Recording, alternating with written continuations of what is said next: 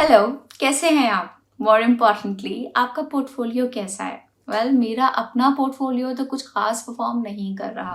अब क्या करें, इंडियन स्टॉक मार्केट एक पेंडुलम की तरह रेड और ग्रीन कलर्स के बीच में झूम रही है। लास्ट एक महीने को ही देख लीजिए, निफ्टी 50 और सेंसेक्स दोनों ही ऑलमोस्ट फ्लैट हैं।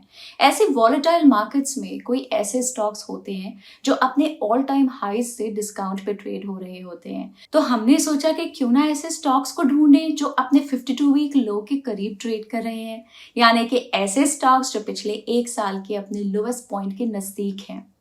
अक्सर इन्वेस्टर्स 52 वीक लो स्टॉक्स को एक अपॉर्चुनिटी की तरह देखते हैं, ये सोच के कि ऐसे स्टॉक्स अभी डिस्काउंट पे ट्रेड हो रहे हैं। लेकिन कुछ लोग इसे एक ट्रैप भी मानते हैं। देखिए, कभी कभी 52 वीक लो स्टॉक्स में इन्वेस्ट करना फायदेमंद हो सकता है, क्योंकि अगर कंपनी का बिजनेस और फंडामेंटल स्ट्रॉन्ग है तो व्हाई नॉट। आपको एक अच्छी कंपनी रिलेटिवली चीपर वैल्यूएशन पे मिल रही है।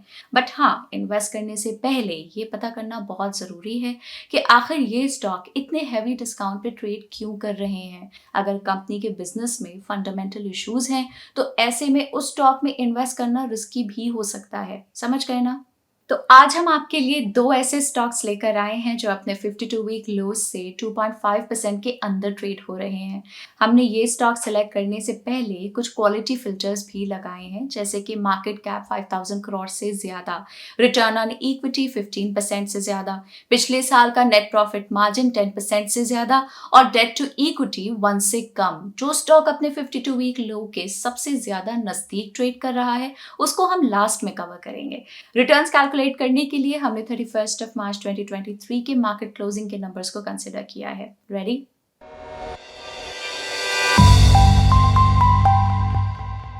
तो सबसे पहली कंपनी जिसकी आज हम बात करने वाले हैं वो एक वेल डाइवर्सिफाइड बिजनेस है जो केमिकल, शुगर और पीवीसी रेजन्स की मैन्युफैक्चरिंग में एंगेज्ड है। इनके products agriculture, construction, automobiles, textiles, pharma और कंज्यूमर गुड्स मैन्युफैक्चरर्स यूज करते हैं। और सिर्फ यही नहीं, इस डाइवर्सिफाइड मैन्युफैक्चरिंग कंपनी ने लास्ट ईयर मार्च में ये अनाउंस किया था कि वो अब वर्सेटाइल ड्रोन्स को डेवलप और बनाने पर फोकस करने जा रहे हैं। स्ट्राइक हुआ कुछ? मैं बात कर रही हूँ डीसीएम श्रीराम लिमिटेड की। डीसीएम श्रीराम का बिजनेस मॉडल वर्टिकली इंटीग्रेटेड है, जिसमें कंपनी अपने प्रोडक्ट्स के सारे एस्पेक्ट्स कंट्रोल करती है, starting from raw material procurement to production, marketing और distribution. As of 31 March 2023, DCM Shriram का स्टॉक अपने 52 वीक लो से 2.36% ऊपर ट्रेड कर रहा था। डीसीएम श्रीराम ने अपने आईपीओ टाइम से जुड़े शेयर होल्डर्स के लिए मेजर वेल्थ क्रिएट करी है सिंस इंसेप्शन। पिछले 5 साल में उनके स्टॉक ने 12% CAGR रिटर्न्स दिए हैं। बात करें अगर पिछले एक साल की, तो डीसीएम श्रीराम लिमिटेड 32% से करेक्ट हुआ है and more recently last 1 month में वो 6% से फॉल हुआ है। प्राइस गिरने के पीछे के रीजंस के बारे में हम आगे बात करेंगे। अब चलिए जरा ब्रीफ में समझते हैं डीसीएम श्रीराम के अलग अलग बिजनेस वर्टिकल्स को। सबसे पहले आता है इनका क्लोरोविनाइल बिजनेस। अगर इस बिजनेस सेगमेंट की बात करें तो कंपनी उनके क्लोर एल्कलाई सेगमेंट के अंडर कॉस्टिक सोडा, क्लोरीन और उसके एसोसिएटेड केमिकल्स जैसे कि hydrochloric acid, stable bleaching powder, aluminium chloride, compressed hydrogen और सोडियम हाइपोक्लोराइड को मैन्युफैक्चर करती है। इनके पास कोटा राजस्थान और भरूच गुजरात में 2 मैन्युफैक्चरिंग फैसिलिटीज हैं, जहां इन दोनों प्लांट्स की कैपेसिटी को फर्दर ब्रेक करें तो डीसीएम श्रीराम की भरूच प्लांट की कैपेसिटी 1345 TPD यानी कि टन्स पर डे है और कोटा प्लांट की 524 TPD है। और जैसे ही बात आती है डीसीएम श्रीराम के विनाइल बिजनेस की, तो ये एक वेल इंटीग्रेटेड बिजनेस सेगमेंट है जो उनके कोटा प्लांट में मैन्युफैक्चर होता है। इस सेगमेंट में पीवीसी रेजन्स और कैल्शियम कार्बाइड को बनाया जाता है और साथ ही वहां एसिटिलीन और क्लोरीन का कैप्टिव प्रोडक्शन भी होता है। कंपनी के पास रॉ कार्बाइड की 340 TPD और पीवीसी की 220 TPD की मैन्युफैक्चरिंग कैपेसिटी है। डीसीएम श्रीराम का दूसरा बिजनेस वर्टिकल है शुगर बिजनेस। इसके लिए कंपनी के पास उत्तर प्रदेश में 4 प्लांट्स हैं। इन चारों फैक्ट्रीज को मिला के कंपनी दिन में 38,000 टन ऑफ शुगर केन को क्रश कर सकती है। इसके अलावा कंपनी के पास 350 KLD यानी कि किलो लीटर्स पर डे की कैपेसिटी वाली डिस्टिलरी है और एक 700 TPD वाली रिफाइनरी भी है। और तो और डीसीएम श्रीराम के पास एक कंट्री लिकर बॉटलिंग लाइन भी है जो 6400 बॉटल केसेस पर डे तक की कैपेसिटी रखती है। डीसीएम श्रीराम का एक और बिजनेस वर्टिकल है एग्री इनपुट बिजनेस। इसके अंदर कंपनी बायोसीड्स, फर्टिलाइजर्स और श्रीराम फार्म सॉल्यूशंस नाम के 3 सेगमेंट्स में काम करती है।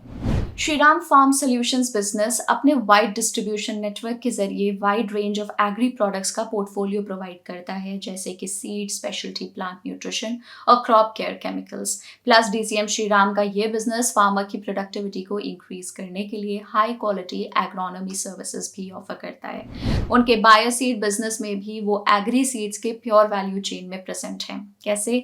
डीसीएम श्रीराम इस सेगमेंट के अंडर दरअसल research, production, processing, extension activities और मार्केटिंग जैसी सारी चीजें खुद से हैंडल करती है। कंपनी की ना सिर्फ इंडिया में लेकिन फिलीपींस में भी एक सिग्निफिकेंट प्रेजेंस है, जहां वो प्राइमरली कॉर्न और पैडी के सीड्स प्रोवाइड करते हैं। इनफैक्ट कंपनी आज 12 से 14% ऑफ रेवेन्यू बायोसीड्स की रिसर्च पर स्पेंड करती है। फर्टिलाइजर सेगमेंट की बात करें तो डीसीएम श्रीराम इंडिया में यूरिया का एक लीडिंग मैन्युफैक्चरर है। इसके लिए उनके पास राजस्थान के कोटा में एक मैन्युफैक्चरिंग प्लांट है, जो कि हमारे देश का one of the oldest manufacturing plants भी माना जाता है। कंपनी श्रीराम यूरिया के नाम से अपने यूरिया बेस्ड फर्टिलाइजर सेल करती है। लास्ट सेगमेंट है अदर बिजनेसेस, जिसमें उनका फेनेस्टा, सीमेंट, पॉलीटेक और हरियाली बिजनेस सेगमेंट्स आते हैं। फेनेस्टा बिल्डिंग सिस्टम्स वर्टिकल में कंपनी बिल्डिंग सॉल्यूशंस प्रोवाइड करती है, जिसमें हाई क्वालिटी विंडोज, डोर्स और फ्रेम्स शामिल हैं। डीसीएम श्रीराम का सीमेंट मैन्युफैक्चरिंग प्लांट कोटा में है, जिसकी कैपेसिटी 4 लाख एमटी है। आपको शायद याद होगा, मैंने इनके क्लोरोविनाल बिजनेस में कैल्शियम कार्बाइड की मैन्युफैक्चरिंग के बारे में बताया था। कंपनी अपने कैल्शियम कार्बाइड की मैन्युफैक्चरिंग के समय प्रोड्यूस होने वाले वेस्ट को यूज करके सीमेंट मैन्युफैक्चर करती है और इस सीमेंट को वो श्रीराम निर्मल सीमेंट के नाम से मार्केट करती हैं। बात करें पॉलीटेक बिजनेस की, तो वो उनकी 100% सब्सिडरी के थ्रू ऑपरेट होता है। इसकी मैन्युफैक्चरिंग कोटा में होती है, जहां कंपनी के पास 32,564 मेट्रिक टन पर एनम की पीवीसी कंपाउंडिंग कैपेसिटी है। अगर कंपनी के रेवेन्यू स्प्लिट की बात करते हैं तो एज अ फाइनेंशियल ईयर 22 इनका 37% रेवेन्यू क्लोरोविनाल बिजनेस से आता है, जबकि 25% रेवेन्यू शुगर बिजनेस से। इसके अलावा कंपनी का एग्री इनपुट बिजनेस 28% कंट्रीब्यूट करता है और बाकी सीमेंट, फेनेस्टा वगैरह से कंपनी के 10% रेवेन्यूज जनरेट होते हैं। अब चलिए जरा इनके सभी बिजनेस वर्टिकल्स के रीसेंट क्वार्टरली नंबर्स देखते हैं। अगर डीसीएम श्रीराम के केमिकल बिजनेस की बात करते हैं तो ये सेगमेंट के revenues year on year basis पे 3% से बढ़े हैं। हालांकि कंपनी के वॉल्यूम्स इसी दौरान 1.6% से डिक्रीज भी हुए हैं। कंपनी का कॉस्ट ऑफ प्रोडक्शन स्पेशली बारूच में काफी ज्यादा रहा था, जिसके प्राइम कारण इंपोर्टेड कोल पर उनकी डिपेंडेंसी मानी जा सकती है। अगर डीसीएम श्रीराम के विनाल बिजनेस की बात करें तो इस सेगमेंट में उनके रेवेन्यूज ईयर ऑन ईयर 33% से डिप हुए हैं। इसके पीछे का एक मेन रीजन है कंपनी के प्रोडक्ट्स के गिरते दाम। पिछले साल के Q3 के कंपैरिजन में पीवीसी के प्राइसेस 42% से लोअर थे और कार्बाइड के दाम 32% से। हालांकि इन दोनों ही प्रोडक्ट्स के प्राइस में नवंबर 2022 के बाद इंप्रूवमेंट देखने को मिला है। इसी दौरान डीसीएम श्रीराम के शुगर बिजनेस से आने वाला रेवेन्यू वैसे तो 29% से ग्रो हुआ है, लेकिन कंपनी का पीबीडीआईटी यानी कि profit before depreciation, interest and taxes 18% से डिक्लाइन हुआ है। रेवेन्यू ग्रोथ के पीछे एक कारण जो छुपा हो सकता है वो है कि डोमेस्टिक और एक्सपोर्ट दोनों में ही शुगर वॉल्यूम्स में जंप देखने को मिला था। प्लस हाई एथेनॉल प्राइसेस और लोअर शुगर प्राइसेस के कारण भी रेवेन्यूज में अपटिक देखने को मिला है। कंपनी के फर्टिलाइजर बिजनेस के revenue year on year basis पे 78% से ग्रो हुआ है। इस शार्प राइज के रीजन वॉल्यूम ग्रोथ नहीं है, क्योंकि वो तो सिर्फ 8% से राइज हुई है। एक्चुअल रीजन है पिछले 1 साल से चल रही हायर गैस प्राइसेस। इसके अलावा गवर्नमेंट की तरफ से एनर्जी नॉर्म्स में एक रेट्रोस्पेक्टिव चेंज के चलते भी कंपनी को फायदा हुआ है। आगे अगर SFS यानी कि श्रीराम फार्म सॉल्यूशंस की बात करें तो इस सेगमेंट में कंपनी के रेवेन्यूज ईयर ऑन ईयर 15% से ग्रो हुए हैं। इसके पीछे का मेन रीजन है कंपनी के बेहतरीन प्रोडक्ट मिक्स के चलते होने वाला ग्रोथ और बेटर प्राइसेस। और आखिर में अगर फेनेस्टा बिजनेस की रेवेन्यूज की बात करें तो ये ईयर ऑन ईयर 31% से ग्रो हुए हैं। और इस सेगमेंट में उनकी ऑर्डर बुक भी 11% से ईयर ऑन ईयर बेसिस पे ग्रो हुई है। फर्दर DCM श्रीराम की मैनेजमेंट न्यू प्रोडक्ट्स, डोमेस्टिक और इंटरनेशनल मार्केट्स में wider presence, better product range और हायर सर्विस क्वालिटी के थ्रू इस सेगमेंट में अपनी ग्रोथ को सस्टेन करने पे फोकस कर रही है। ओवरऑल सेल्स और प्रॉफिट ग्रोथ की बात करें तो फाइनेंशियल ईयर 21 के अगेंस्ट फाइनेंशियल ईयर 22 में कंपनी की सेल्स 15.88% से बढ़ी हैं, वहीं ऑपरेटिंग प्रॉफिट्स 55.9% से।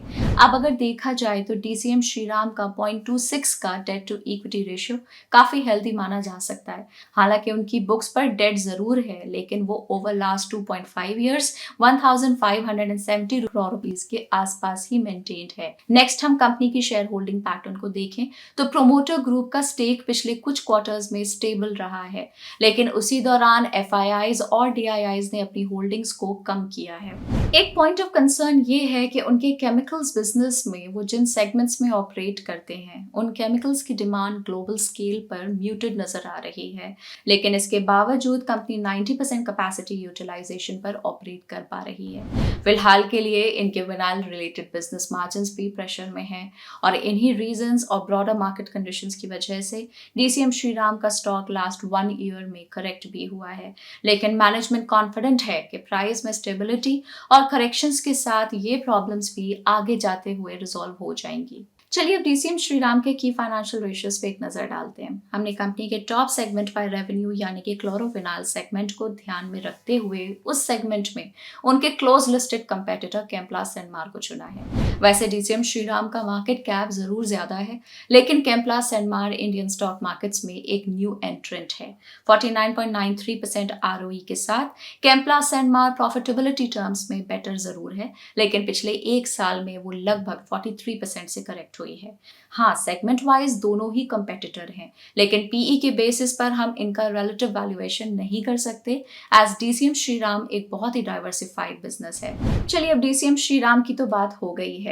अगली कंपनी जिसकी आज हम बात करने वाले हैं वो बड़ी इंटरेस्टिंग है। ये वो केमिकल कंपनी है जिसमें मार्केट एक्सपर्ट और एस इन्वेस्टर सौरभ मुखर्जी ने ऑलमोस्ट 9x रिटर्न्स बनाए थे। इस कंपनी को मिस्टर योगेश कोठारी ने 1979 में शुरू किया था और आज इंडिया में एलिफैटिक एमाइंस की एक लीडिंग मैन्युफैक्चरर है। कंपनी अपने प्रोडक्ट पोर्टफोलियो में कुछ ऐसे नए प्रोडक्ट्स इंट्रोड्यूस कर रही है जो मेनली हमारे देश के लिए इंपोर्ट सब्स्टिट्यूट के रूप में काम करेंगे। मैं बात कर रही हूँ अल्काइल अमाइंस केमिकल्स लिमिटेड की। अल्काइल अमाइंस इंडिया में एमाइंस और स्पेशलिटी केमिकल्स की एक लीडिंग मैन्युफैक्चरर है। अल्काइल अमाइंस के प्रोडक्ट्स का use pharmaceuticals, agrochemicals, rubber chemicals, water treatment chemicals, paint, varnish और कोटिंग्स, टेक्सटाइल्स, पेपर और दूसरी कई इंडस्ट्रीज में होता है। एज ऑफ 31 मार्च 2023 अल्काइल अमाइंस का स्टॉक अपने 52 वीक लो से 0.33% ऊपर ट्रेड कर रहा था। जैसे कि हमने बताया, ये स्टॉक कईयों के लिए मल्टी बैगर रहा है। कंपनी ने पिछले 5 साल में 55% CAGR से रिटर्न्स दिए हैं, thanks to the rocket move in 2020। हालांकि अगर आप उनके पिछले एक साल का और इवन एक महीने का स्टॉक प्राइस मूवमेंट देखेंगे तो आपको पता चलेगा कि स्टॉक तेजी से करेक्ट हो रहा है। स्टॉक प्राइस में हुए फॉल के पीछे के कारण के बारे में हम आगे बात करेंगे। पहले ये समझते हैं कि एमाइंस होते क्या हैं। एमाइंस एक तरह से एमोनिया से बनने वाले ऑर्गेनिक कंपाउंड्स होते हैं जो फार्मा और एग्रोकेमिकल इंडस्ट्रीज में सॉल्वेंट के फॉर्म में यूज होते हैं। और एलिफैटिक एमाइंस ऐसे एमाइंस होते हैं जिनको फर्दर प्रोसेस करके दूसरे एमाइंस या उनके डेरिवेटिव्स बनाए जा सकते हैं। इथाइलमाइन और मेथिलमाइन इसके एग्जाम्पल्स हैं। आज एलिफैटिक एमाइंस का ग्लोबल मार्केट ही $4.9 बिलियन का है और एमाइंस इंडस्ट्री में बहुत ही कम प्लेयर्स हैं जो पूरी डिमांड को फुलफिल करते हैं। पूरी दुनिया में टॉप 6 कंपनीज ही ग्लोबल कैपेसिटी का 50% कंट्रोल करते हैं। एक और इंटरेस्टिंग बात, almost 61% of aliphatic amines pharmaceutical sector में कंज्यूम होते हैं और 26% एग्रोकेमिकल्स में। यानी कि इस सेक्टर के एंड यूजर्स कंज्यूमेबल सेगमेंट से बिलोंग करते हैं और उनकी ग्रोथ का फायदा एमाइंस मैन्युफैक्चरर्स को भी मिल सकता है। ये सारी बातें क्लियर? तो चलिए अब समझते हैं कंपनी के बिजनेस सेगमेंट को।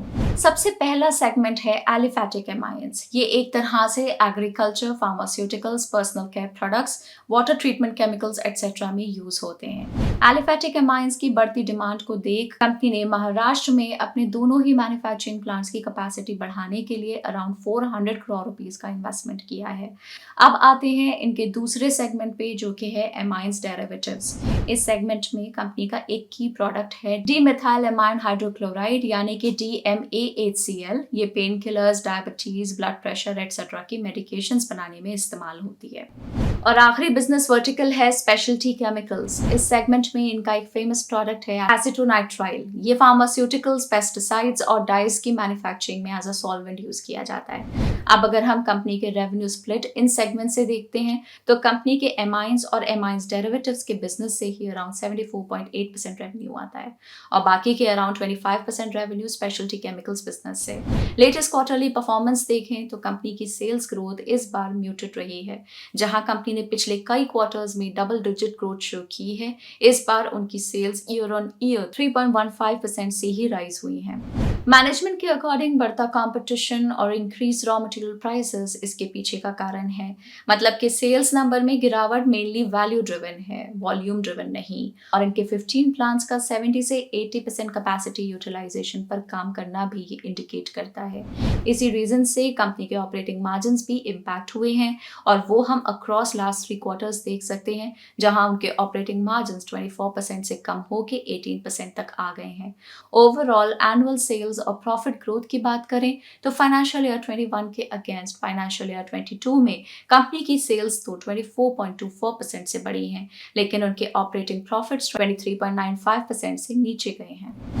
याद है मैंने आपको बताया था कि लास्ट 1 ईयर से अल्काइल अमाइंस का स्टॉक काफी करेक्ट हुआ है। तो एक्सपर्ट्स का मानना है कि प्रॉफिट्स में हुई weak growth, higher raw material cost और पिछले कुछ सालों के कंपैरिजन में गिरते हुए एबिटा और ऑपरेटिंग मार्जिन्स के चलते कंपनी का स्टॉक नीचे गया है।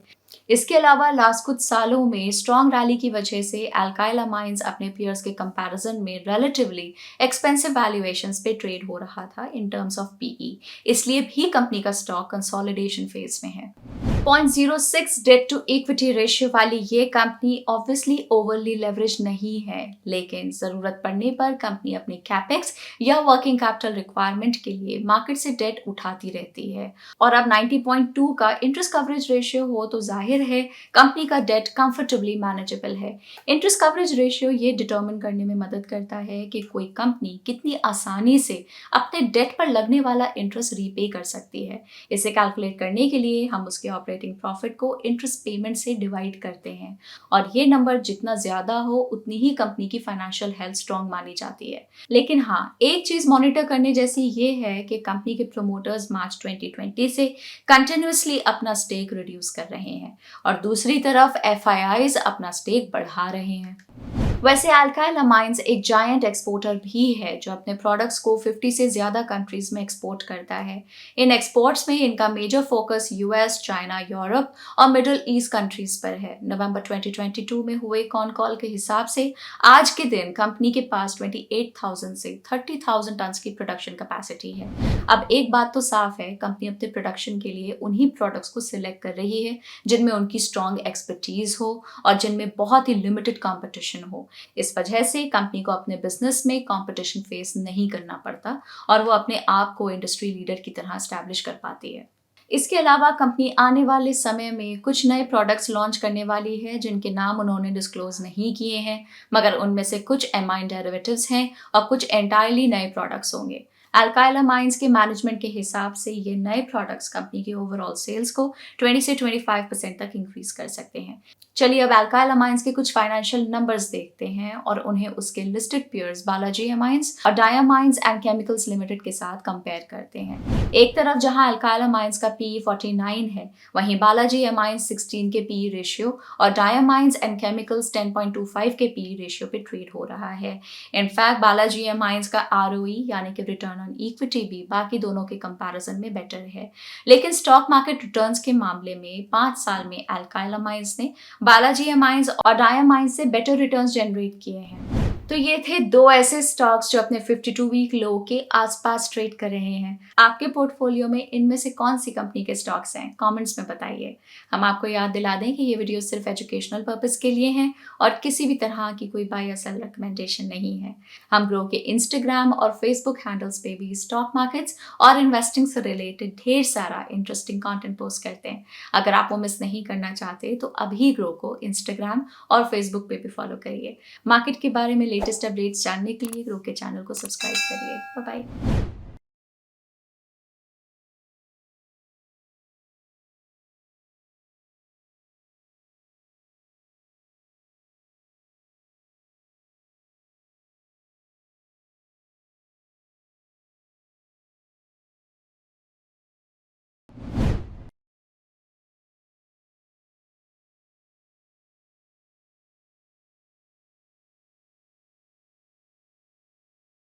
Investment in securities market are subject to market risks. Read all the related documents carefully before investing. Please read the risk disclosure documents carefully before investing in equity shares, derivatives, mutual fund, and or other instruments traded on the stock exchanges.